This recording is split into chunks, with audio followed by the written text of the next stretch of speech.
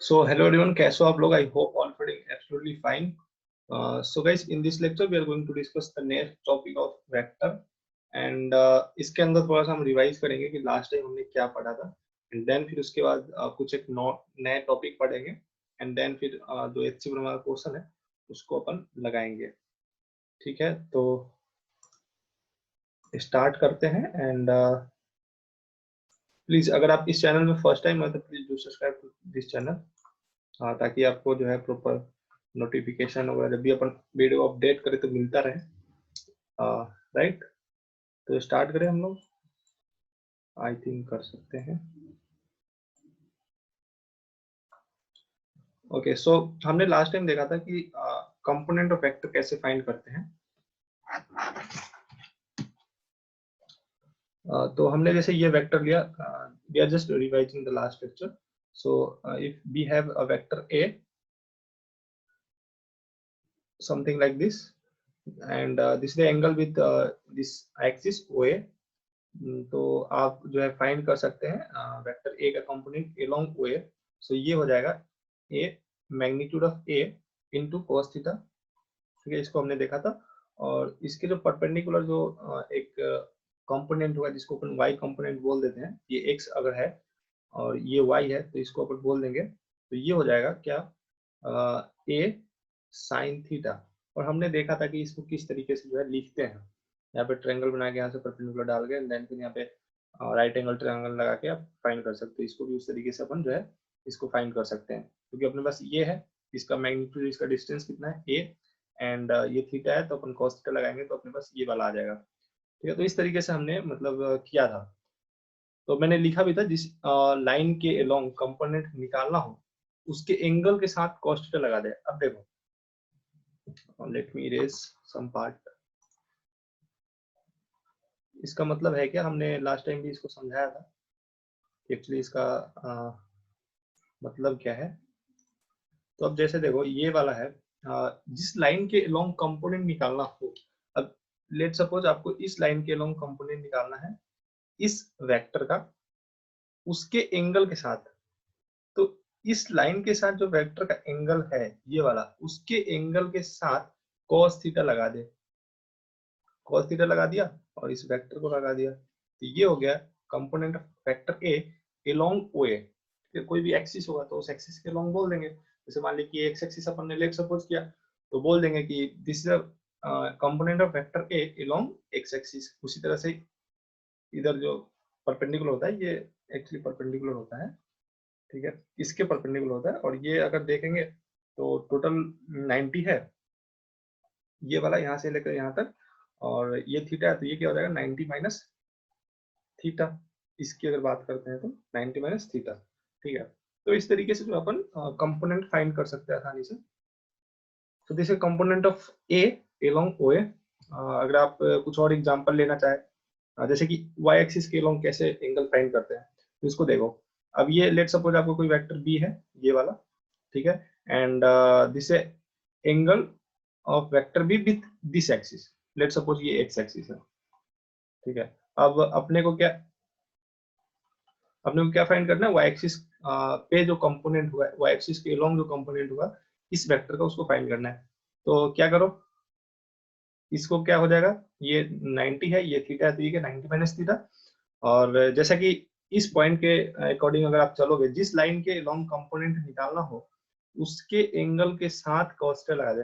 अब आपको इस लाइन के लॉन्ग कंपोनेंट निकालना है तो निकालना हो तो उसके एंगल के साथ, अब इसका इस लाइन के साथ इस वेक्टर का कितना एंगल है 90 माइनस थीटा, cos थीटा लगा दे। मतलब cos और जो एंगल हो उसको लिख दे, cos के साथ जो भी एंगल बना रहा हो वो लाइन और उस वेक्टर के साथ उसको लिख दे।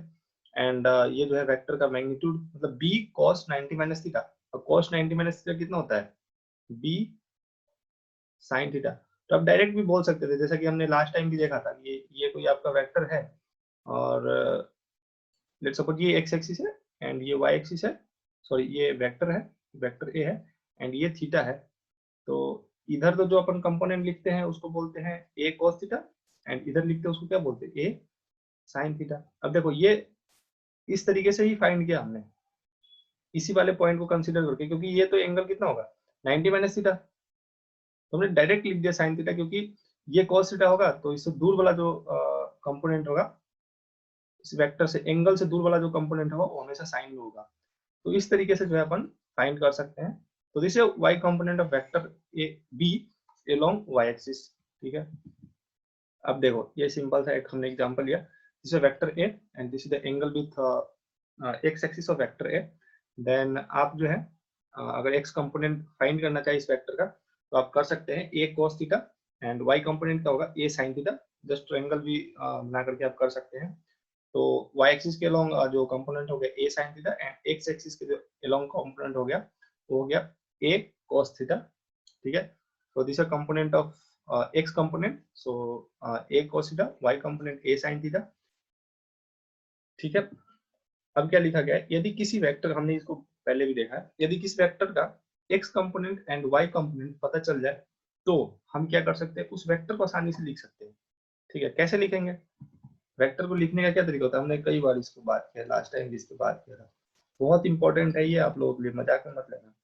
ठीक है, लाइक जे कैप लिख लो।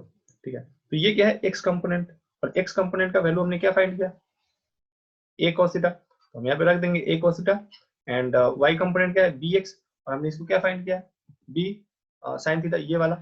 ठीक है, तो यहाँ पे रख दिया हमने a cos theta and a sin theta, so a cos theta i cap and b x था, मतलब b sin theta j cap. अब ये एक्चुअली है क्या, x कंपोनेंट है, x component i cap plus y component j cap, मतलब ये दोनों में से कोई भी लिखो, बात एक ही है। ठीक है, तो इस तरीके से अपन जो लिख सकते हैं। अब इस वेक्टर का मान लीजिए ये वेक्टर आपका a, जो कि इस तरीके से लिखा है ax i cap plus ay j cap and इसमें x कंपोनेंट क्या है ax, y कंपोनेंट क्या है ay। तो इसका मैग्नीट्यूड फाइंड करना तो हमने कई बार देखा है, square root of x component का whole square plus y component का whole square, so magnitude of a equal to x component का whole square plus y component का होल स्क्वायर। ठीक है, ये तो 2D में था, this is in 2D, 2 dimension, सिर्फ x और y था, यहाँ पे y z हो सकता है, दो कोई होगा। ठीक है, y z x z and x y हो सकता है। उसी तरीके से अगर 3D में बात करें तो हमने इसको कई बार देखा भी है, a अगर कोई वेक्टर आपका इस तरीके से दिया है a x i cap a y j cap plus a z k cap, तो इसमें देखो तीनों डायमेंशन है, तीनों कंपोनेंट आ गया, x component y component and z component भी आ गया। तो हमने इसके लिए भी बात कर रखा है, लास्ट टाइम इसको बताया था हमने, ये आपका z एक्सिस है, ये x एक्सिस है, ये y एक्सिस, ये कोई वेक्टर है आपका जो कि x एक्सिस के साथ अल्फा एंगल बना रहा है, ये वेक्टर ले लो a, y एक्सिस के साथ बीटा एंड z एक्सिस के साथ जो इसका एंगल बन रहा है वो हमने गामा लिखा था। ठीक है, तो लेट सपोज ये क्या है, ax x component of vector है ay, x component of vector a and this is z component of vector a। ठीक है, तो अब अगर इसको ax लिखना है तो ax हमने लिखा था last time a cos alpha, उसी तरीके से ए वाई लिखा था क्या, ए साइन अल्फा, सॉरी ए कॉस बीटा लिखा था, तो ये बीटा है, y के साथ x जो a वेक्टर है उसका एंगल बीटा है, सो a cos beta and a z जो है a cos गामा। ये जो भी एंगल होगा उसको अपन लिख देंगे उसके साथ, थोड़ा सा कचरा हो गया, कोई बात नहीं, अपन किसी ब्लैंक पेज में कर लेते हैं। ठीक है, जैसे ये अपना वेक्टर था, हमने लास्ट टाइम बताया था आपको, इसको ये x एक्सिस है, this is your vector and this is your y axis and ये जो है z एक्सिस है, x y axis z axis, ये कोई वेक्टर है आपका a, और ये जो एंगल x एक्सिस के साथ इस वेक्टर का अल्फा है एंड x y एक्सिस का जो वेक्टर उसका एंगल बीटा है एंड z एक्सिस का जो एंगल है उसका क्या है, गामा है। तो अपन लिख सकते हैं vector a is equal to ax i cap plus ay j cap plus az k cap, और इसको अगर कंपोनेंट के फॉर्म में लिखते, ये कंपोनेंट के फॉर्म में ही है एक्चुअली, तो यहाँ पे x क्या हो जाता था, magnitude of a into cos alpha, sorry cos alpha and ay अगर बोले तो magnitude of a into cos beta, क्योंकि x y एक्सिस के साथ एंगल कितना है बीटा, और हमने पढ़ा है अभी जस्ट तुरंत, कोई वेक्टर का कंपोनेंट लिखना हो अपने को, तो जो वेक्टर है और जिसके लॉन्ग अपने को फाइंड करना है कंपोनेंट, उसके साथ cos थीटा लगा दे। ये मान लीजिए आपका वेक्टर ए है, तो ऐसे लिख देते हैं। तो वही तो यहाँ पे कर रहे हैं। अब ये अल्फा एंगल है इस वेक्टर का एक्स एक्सिस के साथ, अपने को इधर कोई कंपोनेंट लिखना है एक्स के अलोंग, इस वेक्टर का कंपोनेंट क्या होगा, तो हमने कॉस लिखा, एंगल कितना है एक्स एक्सिस और वेक्टर ए के साथ, तो अल्फा है तो कॉस अल्फा हो गया। उसी तरीके से ये वाई, तो अब देखो एंगल कितना है वाई के साथ इस वेक्टर का, तो बीटा है तो कॉस बीटा हो गया, मतलब ए कॉस बीटा हो गया। एंड उसी तरह से जेड लिखना चाहे ए तो होगा ही, एंड कॉस, एंड एंगल कितना है वेक्टर का एंगल उस एक्सिस के साथ कितना है जिसके अलोंग अपन फाइंड कर रहे हैं कंपोनेंट। अब यहाँ पे एक्स एक्सिस के अलोंग फाइंड कर रहे थे, इसके साथ वेक्टर का जो एंगल है इसके साथ अल्फा था, वाई एक्सिस के वाई एक्सिस के अलोंग अगर कंपोनेंट फाइंड कर रहे थे, तो इसके साथ जो वेक्टर है वाई एक्सिस के साथ जो वेक्टर उसका एंगल कितना बीटा था, और यहाँ पे जेड एक्सिस के साथ जो एंगल है वो कितना है गामा, तो इसलिए यहाँ पे कॉस गामा हो जाएगा। तो इस तरीके से अपन जो है तीनों कंपोनेंट जो है आसानी से फाइंड कर सकते हैं 3D में अगर हो तो। ठीक है, तो हम लोगों ने काफी इस पे बात करा था, अब जो है क्वेश्चन को करने का बारी है ताकि आपको थोड़ा सा समझ में आए अच्छे से। ठीक है, तो देखते हैं एक दो एग्जांपल, जब अपन देख लेंगे तो आपको थोड़ा अच्छे से समझ में आ जाएगा। थोड़ा मैं इसको साफ कर देता हूँ, काफी ज्यादा कचरा हो चुका है। आई थिंक आप लोगों को समझ में आ रहा होगा और ये काफी इंपॉर्टेंट भी है। ठीक है, और आपके लिए बेटर होगा कि आप अगर समझ में आता है तो ठीक है, नहीं आता है तो क्वेश्चन जब करोगे तो आएगा। एंड जो वीडियो है उसको 2-3 बार देखो। ठीक है, वीडियो को इस तरीके से मत देखो कि मतलब इंटरटेनमेंट वीडियो की तरह कि बस बैठे हैं देख रहे हैं, मतलब पेन वगैरह लेकर के बैठा करो एंड देन फिर काम करना चालू करो, तभी जाकर कुछ मतलब बेनिफिट होगा। कि तो टाइम पास ही हो रहा, तो सबका हो रहा है आपका भी हो रहा है, तो क्या डिफरेंस है मतलब मुझे पढ़ाने का। ठीक है, तो थोड़ा सा मतलब जो है सीरियसनेस थोड़ा सा आना चाहिए, बाकी तो मतलब ऐसा कोई इशू नहीं है। जस्ट थोड़ा सा पढ़ाई करना है। ठीक है, थोड़ा सा मीन्स मतलब 8 से 10 घंटे, 24 में से 8 से 10 घंटे तो पढ़ना है बस। इसमें मतलब कोई कैसा भी कुछ भी एग्जाम की तैयारी कर रहा, रिजल्ट कोई नहीं दिखेगा। 8 से 10 घंटे इसके बीच में होना चाहिए। ठीक है, तो कभी हो सकता है कि 7 घंटे हो गए, तो ट्राई करना कि 8 से 10 घंटे के बीच में हो, तो इट्स एन आइडियल। कोई बोलता है 15 घंटा पर, भाई उसका लिमिट है 15 घंटा। You are an normal man. अब एग्जाम टाइम की बात नहीं कर रहा मैं, नॉर्मल डे की बात कर रहा हूँ। अगर आप 2 साल की प्रिपरेशन कर रहे हो तो कोचिंग के अलावा 8 घंटे जो है स्टडी, 8 से 10 घंटे के बीच में इट्स इनसफिशिएंट। ठीक है, और उससे कम जो है मतलब एक्सेप्टेबल नहीं है। अगर आप उससे कम करते हो तो ट्राई करो कि बढ़ाओ उसको। ठीक है, क्योंकि कंपटीशन लोग बहुत ज्यादा है।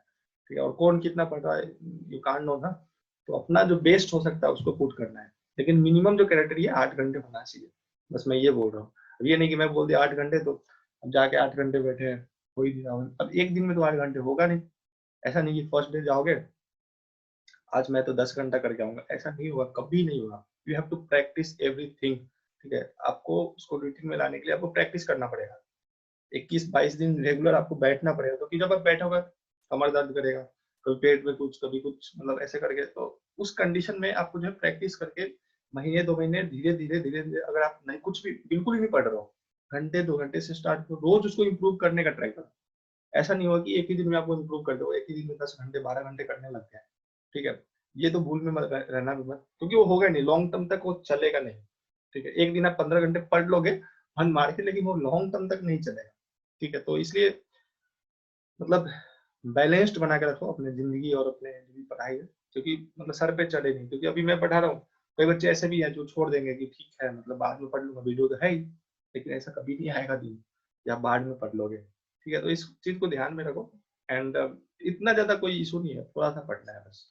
ठीक है, तो काफी ज्यादा प्रवचन हो गया, तो हम लोग आगे बढ़ते हैं। और हमारा एग्जाम्पल जो है कुछ इस तरीके से दिया गया है। ये थोड़ा पेन जो है लाइट नहीं कर रहा, बेट मैं पेन का कलर चेंज करता हूँ, चलो रेड से है। ओके, सो एग्जांपल है हमारा, ये कोई ये एचसी वर्मा का एग्जांपल है शायद, लेट मी चेक, शायद तो दिख नहीं रहा, लेकिन एचसी वर्मा का ये एग्जांपल है। सो ये कोई वेक्टर है आपका, वेक्टर ए, एंड ये एक्सिस है एक्स एक्सिस और वाई एक्सिस। अरे यार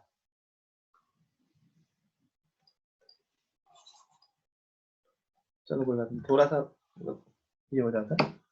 ये एक्स एक्सिस है आपका एंड ये वाई एक्सिस है।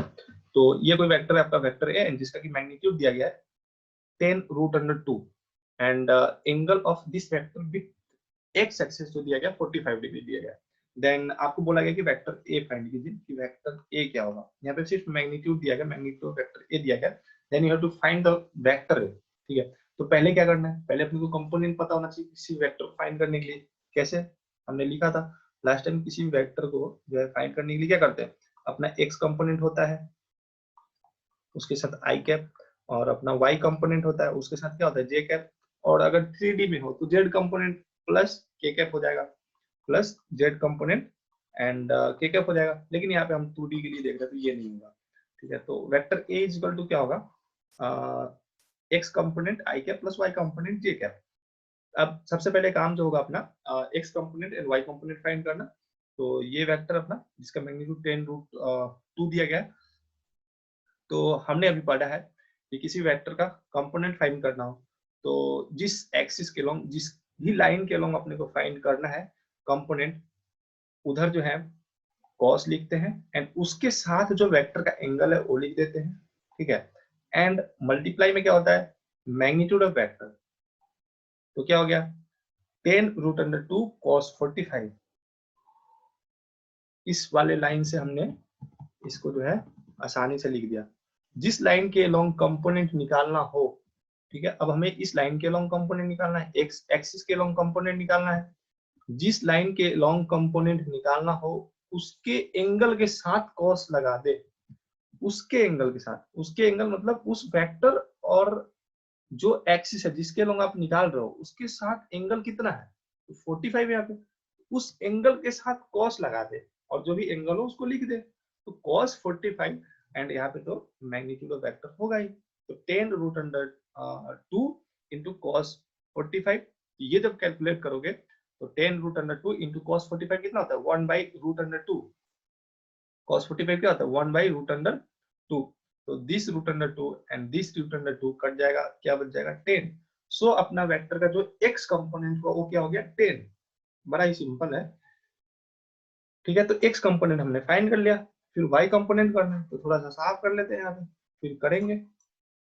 बड़ा ही आसान है, थोड़ा सा ध्यान अगर दिया जाए तो आई थिंक, मेरे को नहीं लगता कि कुछ ज्यादा मतलब जो है कि इसमें कुछ करना है। किसी भी चीज में जब भी थोड़ा सा कोई कोई ऐसा चैप्टर होता है जिसमें फज्जियत होती है, लेकिन हर कोई चैप्टर जो है, ये चैप्टर हमेशा यूज होगा तो इसको तो पढ़ना ही पड़ेगा आपको। अगर फिजिक्स पढ़ना है, साइंस पढ़ना है, क्लास 11th-12th में अगर साइंस ले रखा है तो पढ़ना ही पड़ेगा, ठीक है। चाहे कुछ भी कर लो, पढ़ना तो पड़ेगा, ठीक है। तो इसलिए आंख बंद करके खुद को, जो सेंटीमेंट्स है उसको साइड रख ले एंड पढ़ ले, ठीक है। फिर वाई कंपोनेंट कैसे फाइंड करते हैं, क्या बोला यहाँ पे, इसी लाइन को लेके चलो। जिस लाइन के लॉन्ग कंपोनेंट निकालना हो उसके एंगल के साथ कॉस लगा दे। अब अपने को किसके लॉन्ग निकालना है, वाई के लॉन्ग, ठीक है। वाई के लॉन्ग निकालना है अपने को। तो जिस लाइन के अलोंग कंपोनेंट निकालना हो उसके साथ कॉस लगा दे एंड जो एंगल होगा उस लाइन के साथ एंड वेक्टर का वो लिख दे। तो यहाँ पे एंगल कितना होगा, ये तो 45 है एंड ये देखो ये पूरा कितना है 90 एंड ये 45 है, ये कितना बच जाएगा 90 माइनस 45, तो 45 ही होगा। 90 माइनस 45 मतलब 45 ही होगा। मतलब ये भी जो है क्या होगा, ये भी जो है 45 ही होगा। सो कॉस ये भी 45 हो जाएगा, इनटू क्या हो जाएगा, इनटू 10√2। वापिस से जो है यहाँ पे क्या हो जाएगा 10√2 इंटू कॉस 45। तो ये फिर कॉस 45 1/√2 हो जाएगा एंड दिस कट जाएगा, फिर 10 ही आ जाएगा। अब देखो यहाँ पे 10 आया, लेकिन यहाँ पे मैंने क्या लिख रखा है साइन 45। अब साइन 45 क्यों लिखा, पहले भी हमने बात कर रखा है कि अगर कॉस के एक जो है कंपोनेंट कॉस में लिख दिया हमने, जो पास जो एंगल है और उसके पास में जो कंपोनेंट है उसके साथ हम कॉस लिखते हैं। मतलब इस तरीके से भी सोच सकते हैं। पहला तो मतलब ये पॉइंट को लेकर के चलो, दो तरीका हो सकता है। पहला तो इस पॉइंट को लेकर के चलो सिर्फ कॉस ही लिखो, लेकिन आपको कॉस सिर्फ लिखोगे तो ये वाला एंगल लिखना पड़ेगा इसके अलोंग अगर लिखते हो तो, और इसके अलोंग ये वाला एंगल चाहिए। दोनों केस में कॉस लिख सकते हो। लेकिन अगर आपने जैसे ऐसे कर दिया कि ठीक है हमने इसके, ये कोई वेक्टर है एंड इसके लॉन्ग हमने थीटा लिख रखा है, तो इसके लॉन्ग जो कंपोनेंट होगा हमेशा क्या होगा, cos थीटा में आएगा। ये कोई वेक्टर है, उसका मैग्नीट्यूड a है, तो a cos थीटा, और बचा क्या, ये 90 होता है, 90 माइनस थीटा हो जाएगा, 90 माइनस थीटा। तो ये अगर cos के फॉर्म में लिखना चाहो तो a cos 90 माइनस थीटा, तो cos 90 माइनस थीटा क्या हो जाएगा, a sin थीटा। तो डायरेक्ट हम बोल सकते हैं कि ये cos थीटा जो दूर वाला होगा वो क्या होता है, a sin थीटा। इसको मैंने लास्ट लेक्चर में बताया था कि ठीक है, कि पास वाले जो थीटा के पास वाला जो कंपोनेंट है उसको अपने cos लेते हैं, और जो दूर वाला होता है उसके साथ क्या लेते हैं। अब इस थीटा के दूर कौन सा है, ये वाला, तो दूर में sin थीटा आएगा। ठीक है, तो उसी तरीके से आप लिख सकते हो, ये 45 दे रखा है तो हमने ये a cos 45 लिख दिया, दूर वाला है, ये तो पास वाला हो गया कंपोनेंट, इस एंगल के पास वाला कंपोनेंट तो cos आ गया, एंड दूर वाला तो a sin 45 हो गया। तो आप दोनों कर सकते हो, दोनों से मतलब सेम ही आंसर आएगा कि एंगल जो है सेम ही है 45, और cos 45 एंड sin 45 का जो वैल्यू होता है 1/√2 ही होता है। अब किसी भी तरीके से करोगे आंसर जो है सेम ही आएगा। तो यहाँ पे हम लोग देख रहे हैं, यहाँ पे तो अलग है, वो हम लोग ये नहीं देख रहे, ऊपर वाला देख रहे हैं, हम लोग ये देख रहे हैं। ठीक है, तो इस तरीके से जो अपन आसानी से हमने x component and y component find कर लिया। तो वेक्टर अगर लिखना हो तो क्या हो जाएगा, vector a = 10 i cap x component, तो यहाँ पे x कंपोनेंट 10 आ गया, एंड ये वाला i cap plus y component क्या है 10, तो 10 j कैप, ये हमारा हो गया वेक्टर a। ठीक है, अब देखो, अब इससे मैग्नीट्यूड निकालो कितना आ रहा है, वेक्टर दिया होता है तो अपन मैग्नीट्यूड तो फाइंड कर सकते हैं ना। अब यहाँ पे पहले दिया हुआ था मैग्नीट्यूड, लेकिन अपन जस्ट चेक कर रहे हैं, तो क्या हो जाएगा 10 स्क्वायर प्लस 10 स्क्वायर, तो 2 इंटू 10 स्क्वायर, और ये रूट अंडर, तो क्या आ जाएगा 10 बाहर, एंड रूट अंडर, यही तो था हमारा component, sorry magnitude of this vector. ठीक है, तो इस वेक्टर को जो है आराम से वेक्टर a इक्वल टू क्या हो जाएगा, 10 कॉमन ले लोगे तो i cap plus j cap, this is simple, this है वेक्टर a जिसका मैग्नीट्यूड जो है 10√2 है, एंड x एक्सिस का उसका एंगल जो है 45 है। तो ये हमने वेक्टर आसानी से फाइंड कर लिया। हमने इसको कल भी बताया था, लेकिन मैंने क्वेश्चन नहीं किया था, इसलिए मुझे थोड़ा सा रिपीट करना पड़ा। तो इस तरीके से अपन कर सकते हैं, और भी यहाँ पे एग्जांपल हमने दिया है, तो इसको भी देख लेते हैं थोड़ा सा।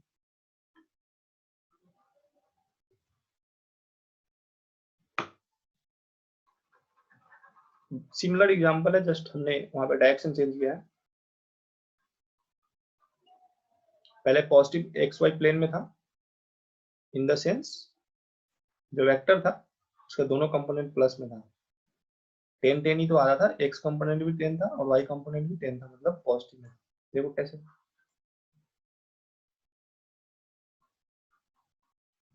थोड़ा सा साफ सुथरा कर लेते हैं, सही रहेगा अपने लिए। ठीक है, अब जैसे देखो यहाँ पे प्लस एक्स है, इधर भी प्लस एक्स, तो वेक्टर था मतलब दोनों पॉजिटिव में था, लेकिन यहाँ पे मैंने क्या किया, जस्ट चेंज किया, जस्ट इसको उल्टा अपोजिट कर दिया। ठीक है, जैसे ये वाई एक्सिस है, ये कोई वेक्टर है, एंड इस वेक्टर का एक्स एक्सिस के साथ एंगल कितना है, तो this is negative x axis है, 45 है। तो फिर अपने को क्या करना है, फिर वेक्टर ही फाइंड करना है। सो वेक्टर फाइंड करना है, अपने को पता है कि x component i cap plus y component होता है वाई कंपोनेंट जे कैप। तो लिख दो, अब कंपोनेंट तो फाइंड करना है अपने को, तो कंपोनेंट जब फाइंड करेंगे तो क्या आएगा, इधर फाइंड करोगे तो सेम ही आएगा, cos 45 एंड 10√2। ठीक है, तो cos 45 1/√2 कैंसिल हो जाएगा, 10 आएगा। ठीक है, एंड देन फिर यहाँ पे जब करोगे, अब देखो वो 10, अभी बताता हूँ मैं माइनस प्लस कैसे होगा। सो 10√2 एंड देन फिर sin 45, क्या हो जाएगा 10√2 इंटू 1/2, 1/√2 कैंसिल, एंड 10, ये भी 10 ये भी 10। लेकिन अब क्या होगा, जो यहाँ पे i है, i किधर जा रहा है, इधर होता है तब तो प्लस i लिखते हैं अपन, प्लस i लिखते इधर जब होता है, देन इधर होगा तो क्या लिखेंगे माइनस i, यहाँ पे ये जो i होगा क्या हो जाएगा माइनस i, ये हो जाएगा माइनस i, एंड 10 तो रखो, मैग्नीट्यूड तो 10 ही होगा, मैग्नीट्यूड को तो निगेटिव नहीं लिख सकते ना, ये मैग्नीट्यूड है तो इसको तो निगेटिव नहीं लिख सकते। वेट करो, बैटरी थोड़ा डाउन हो गया।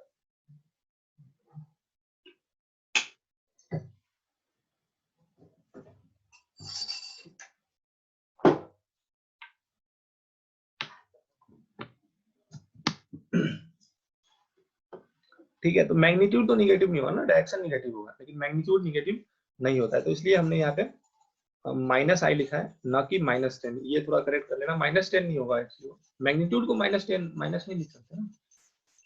डायरेक्शन जो है कि प्लस माइनस होता है कि लेफ्ट जा रहा राइट जा रहा, तो राइट जा रहा तो अपन कंसीडर कर लिया अपन ने कि राइट जाएगा तो प्लस बोलेंगे, एंड राइट मतलब इधर एक्स एक्सिस से प्लस की तरफ, और लेफ्ट इधर जाएगा तो उसको माइनस बोलेंगे, मतलब माइनस आई, और इधर जाता है तो आई बोलते हैं। तो इसलिए यहाँ पे माइनस आई, 10 माइनस आई हो जाएगा प्लस 10 जे हो जाएगा। तो सिंपल सा जब करोगे तो -10 I cap and plus 10 J cap हो जाएगा। इस फैक्टर का जो वैल्यू है ये हो जाएगा -10 I cap plus 10 J cap.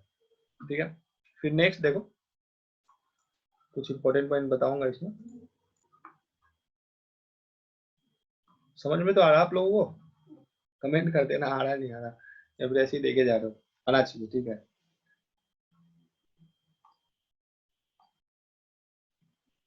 चलो देखो, अब जैसे ये कोई वेक्टर है आपका, ये वेक्टर है जो कि एक्स एक्सिस के परपेंडिकुलर है, ये एंगल कितना थीटा। अब क्या बोला, अब यहाँ पे हमें वेक्टर फाइंड करना है कि वेक्टर क्या होगा, उस कंपोनेंट के फॉर्म में लिखिए वेक्टर को। तो हमें पता है वेक्टर इज इक्वल टू क्या होता है, x component and i cap and plus y component होता है एंड जे कैप। ठीक है, तो करते हैं। सो यहाँ पे देखो, जब इस वेक्टर को देखोगे तो एक्स कंपोनेंट की तरफ कुछ है क्या इसका, इस वेक्टर का? नहीं, वो इधर ही जा रहा है। ठीक है, लेकिन अगर आप लिखना चाहो तो ये वाला कितना होगा, इस कंपोनेंट को लिखना चाहो तो cos एंड cos, और ये एंगल कितना है 90, एंड वेक्टर का मैग्नीट्यूड होगा a cos 90 कितना होता है 0। एक्स एक्सिस के अलोंग देखो कितना आ गया मैग्नीट्यूड 0, और फिर अपने को y एक्सिस के अलोंग लिखना होता है, पहले x के अलोंग लिखते हैं, हमने लिख लिया x के अलोंग 0 आ गया, y के अलोंग लिखते हैं, तो वेक्टर इधर ही है, वेक्टर इधर ही है, तो y के साथ इस वेक्टर का एंगल कितना होगा, दोनों सेम ही डायरेक्शन में। हमने बात कर रखा पहले, इस पे भी डिस्कस किया था। तो ये कोई वेक्टर है और कोई दूसरा वेक्टर है, इस दोनों का डायरेक्शन क्या होगा, सेम ही है, तो एंगल कितना हो जाता है 0, और एक इधर जा रहा है एक इधर जा रहा है, एंगल कितना हो जाएगा 180। ठीक है, इसको ध्यान रखना, एक ऐसे है एक ऐसे है, तो ये कितना हो गया 90 डिग्री। तो इस तरीके से लिखते हैं, मतलब अब देखो एक्स कंपोनेंट तो हमने लिख दिया 0, क्योंकि यहाँ पे एंगल कितना है, ये वाला एंगल जो है 0 90 है, तो cos 90 कितना हो जाएगा 0, तो ये एक्स कंपोनेंट तो 0 हो गया। फिर वेक्टर जो है इधर ही है, लेकिन अपने को कंपोनेंट भी तो इधर ही फाइंड करना होता है, एक एक्स कंपोनेंट होता है एक वाई कंपोनेंट होता है, और वाई कंपोनेंट के साथ इस वेक्टर का एंगल कितना है 0, क्योंकि अपने को एंगल चाहिए होता है, तो cos 0 एंड इस वेक्टर का मैग्नीट्यूड लिखेंगे, एक cos 0 कितना होता है 1, सिंपल सा ये हो जाएगा। अब देखो, तो ये हो गया वेक्टर का x कंपोनेंट कितना हो गया 0 एंड y कंपोनेंट कितना हो गया 0। जस्ट बेसिक जो मैंने पॉइंट, ये वाला जो लाइन लिखा है, हम इसको लेके चल रहे हैं और कहीं नहीं भटक रहे हैं।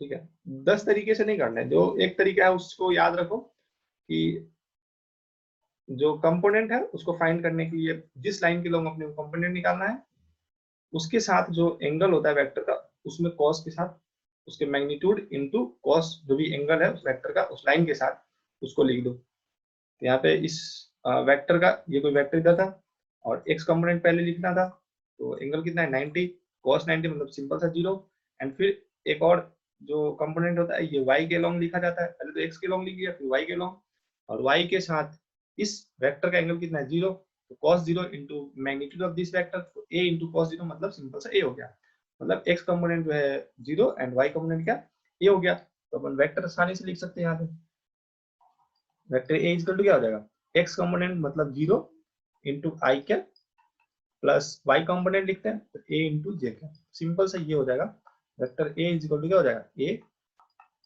जे कैप। और वैसे भी देखो ये जो वेक्टर है y डायरेक्शन की तरफ ही तो है, सिर्फ y की तरफ ही तो जा रहा है ये वेक्टर, ये वाला जो है, तो इसमें x कंपोनेंट है नहीं, देखो y की तरफ है, ये तो देखो ये y की तरफ ही तो सिर्फ जा रहा, जे दिखा रहा मतलब y की तरफ से जा रहा। ठीक है, तो इस तरीके से अपन मतलब बहुत ही सिंपल सा लिख सकते हैं। अब यहाँ पे कुछ नोट किया गया, अतः कह सकते हैं कि component of A can be positive negative और जीरो डिपेंडिंग ऑन एंगल। अब देखो हमने यहाँ पे क्या देखा, x कंपोनेंट +10 था, y कंपोनेंट भी +10 था। यहाँ पे क्या देखा हमने, x कंपोनेंट -10, y कंपोनेंट जो है कि 10 प्लस में, एंड यहाँ पे क्या देखा x component 0, y component a। ठीक है, तो मतलब कंपोनेंट्स जो है x हो y हो कोई भी हो, दोनों में से कोई भी प्लस हो सकता है, माइनस हो सकता है, निगेटिव हो सकता है, पॉजिटिव हो सकता है, जीरो भी हो सकता है। तो किसके ऊपर डिपेंड करता है? एंगल के ऊपर। क्योंकि यहाँ पे देखो, यहाँ पे एंगल जो है 90 डिग्री बना x एक्सिस साथ इस वेक्टर का, तो cos 90 जीरो हो गया, ये एंगल के ऊपर डिपेंड किया। फिर ये 45 था, तो यहाँ पे प्लस डायरेक्शन में था, तो इसलिए +45, मतलब ये इधर आ गया प्लस में। यहाँ पे ये निगेटिव डायरेक्शन में था 45, इसलिए माइनस आई कैप आया, ये जो है माइनस हो गया। तो क्या किसके ऊपर डिपेंड कर रहा है कि एक्सिस के साथ उसका जो एंगल है, ये वाला जो एंगल है, देखो ये वाला, ये जो एंगल है, ये जो एंगल है, ये लेट्स सपोज ये वेक्टर आपका, ये कोई एक्सिस है, ये एंगल मतलब कैसे है, कैसे ओरिएंटेड है, तो मतलब एक्सिस ऐसे इधर तो जस्ट उल्टा तो नहीं है, मतलब कुछ इस तरीके से एक्सिस ऐसे है, तो मतलब अलग हो जाएगा। ठीक है, ओरिएंटेड कैसे है, ऐसे है, ऐसे है। ठीक है, ये एंगल हो, ये एंगल है, ये एंगल है, कौन सा है, ऐसे है, कैसे है, तो ये उसके ऊपर डिपेंड करता है, कंपोनेंट जो उसके ऊपर डिपेंड करता है। तो पॉजिटिव निगेटिव कुछ भी हो सकता है, फाइंड करना है कि कैसे क्या होता है, बस मेरा कहने का मतलब ये है। तो जो आज के लिए हम लोग इतना ही रखते हैं, एंड देन फिर नेक्स्ट लेक्चर में कुछ और क्वेश्चन और एक आध दो कॉन्सेप्ट होगा, उसको लेकर के आएंगे, एंड देन फिर ये लेक्चर जो है खत्म हो जाएगा आपका, और वेक्टर हम लोग जो है समाप्त करेंगे। एंड आपका जो क्वेश्चन है कुछ इस तरीके से आप कर सकते हो, ये क्वेश्चन को नोट किया हमने, ये कंपोनेंट वाला जो क्वेश्चन है HCM पेज नंबर 24, 3 4 5 6 7 8, आसान क्वेश्चन होगा, थोड़ा सा डिफिकल्ट होगा करना, अच्छा क्वेश्चन है। NCERT पेज नंबर 72 4.3, ये भी कंपोनेंट और वेक्टर क्वेश्चन है, इसको अपन जरूर लगाएंगे, इस क्वेश्चन को अपन जो है जरूर डिस्कस करेंगे, नेक्स्ट लेक्चर में ट्राई करूंगा, और एक आध दो क्वेश्चन और भी करेंगे। ठीक है, तो तब तक के लिए bye, thank you very much watching, have a nice day.